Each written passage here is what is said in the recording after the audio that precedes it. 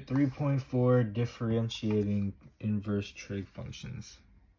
So a quote from the AP exam, notation: the inverse of a trigonometric function x may be indicated using the inverse function notation f to the power of -1 or with the prefix arc.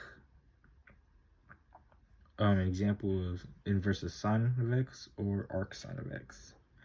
So some inverse trig derivatives that you have to remember.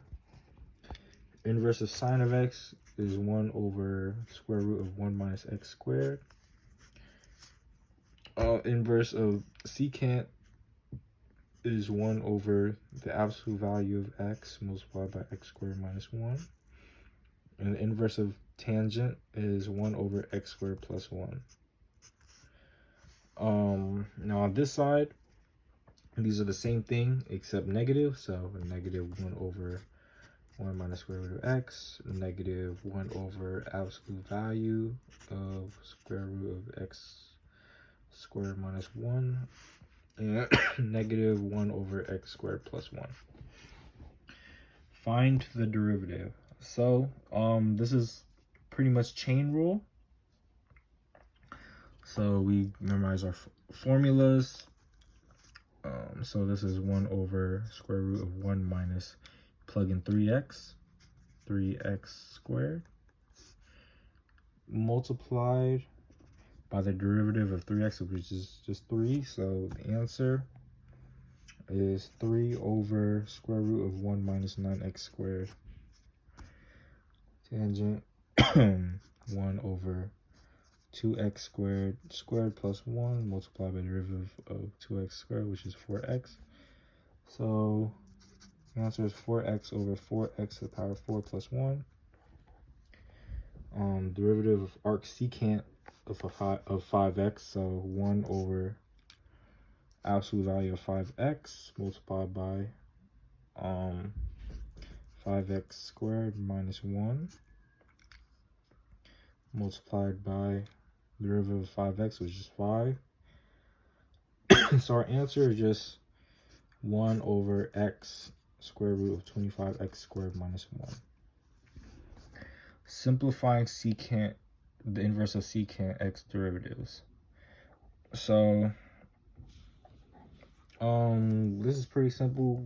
All we do is we can break down this into its multiple, whatever multiplies into this. So things that multiply into 9x squared, we say 3 times x squared over, now we do the same thing. We could break this up into 3x squared, absolute value of x, and then since this is under the square root, we can't really touch this anyway. But then we could, like right here, we could 3 and 3x squared, we could knock that out. So this the simplified is just 3 over x multiplied by 9x, or the absolute value of x. Don't forget the absolute value. X to the power of 6 minus 1. That's the answer. The domain of an inverse trig function. This is pretty easy. Just looking at the range, so we know that the inverse of sine is dealing with these, cosine is dealing with these, and tangent is dealing with these. Except since there's no line underneath, these are like open circles right here. Turn to the back. Evaluate each function at the given x value.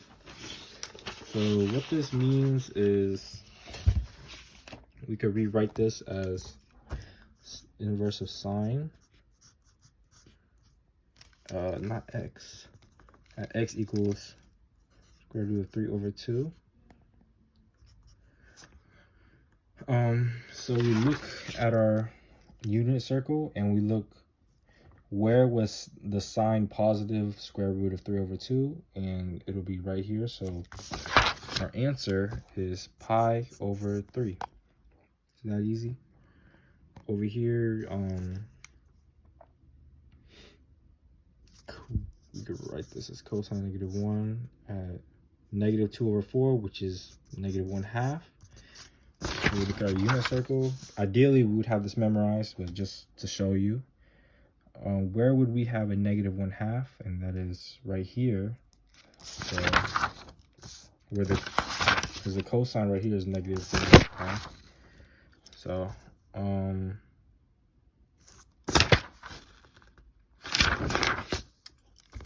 our answer is 2 pi over 3.